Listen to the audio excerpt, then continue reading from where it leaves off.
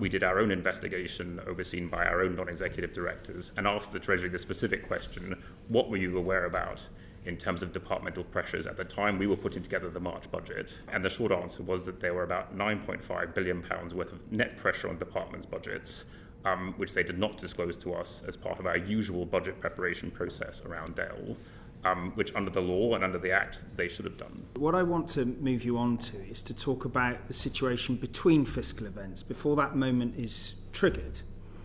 And, my experience as Chief Secretary was that we were always carrying a set of notional pressures across a range of departments, and they informed the dialogue between a Chief Secretary and a departmental spending minister and their respective officials. But there was no OBR involvement in that day-to-day process of government. That is correct, isn't it? That's right. Yeah.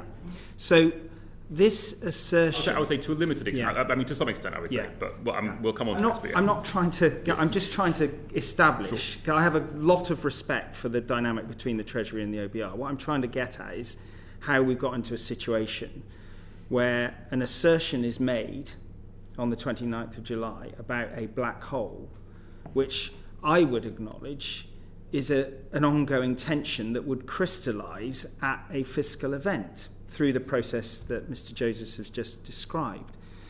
So I just want to determine what you think about that assertion when there was no OBR involvement prior to the fiscal event date budget being triggered.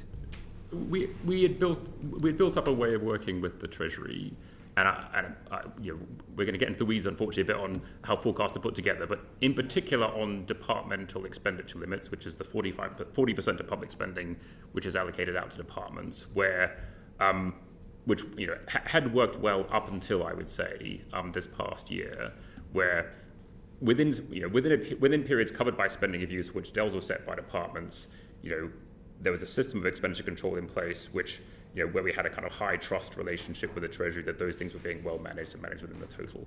That system very clearly broke down, and when the information that came to light was presented to Parliament in July, we immediately wrote to the committee to say we were going to look into this because we were not aware of the pressures that had been highlighted.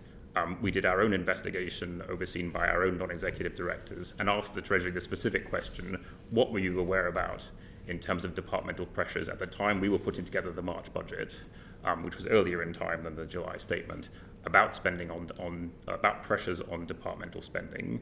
And the short answer was that there were about £9.5 billion worth of net pressure on departments' budgets, which they did not disclose to us as part of our usual budget preparation process around DEL, which under the law and under the Act they should have done.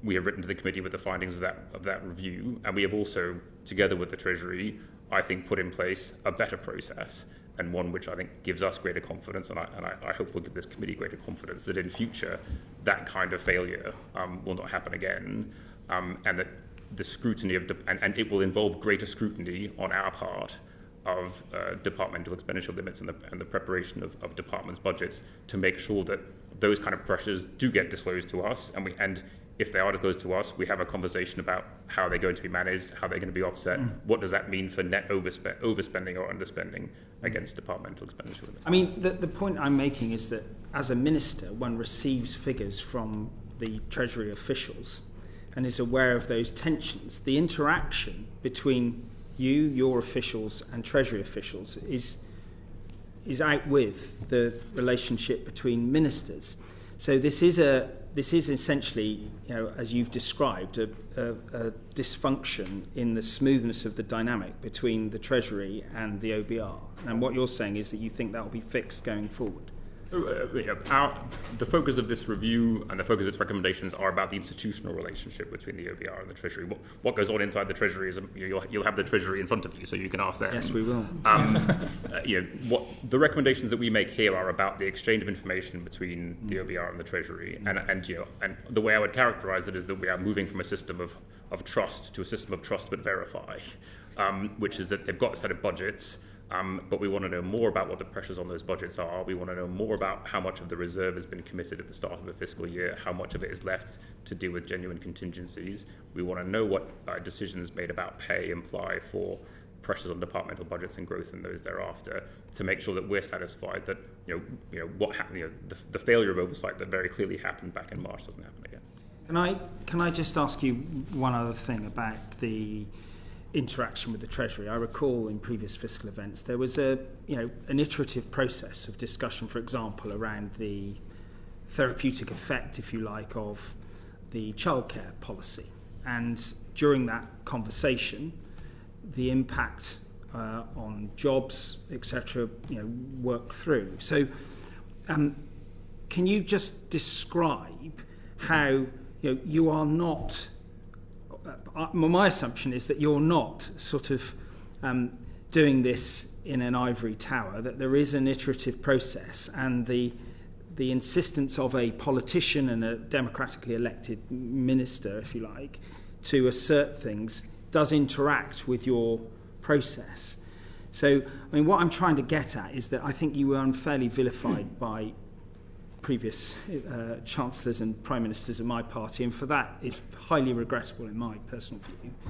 But I think in order for you to have credibility going forward, it would be good to establish that you are subject to oversight and sort of input from politicians who can make assertions in policy, and you're not beyond challenge on that. Of course, we come before this committee to answer to your oversight.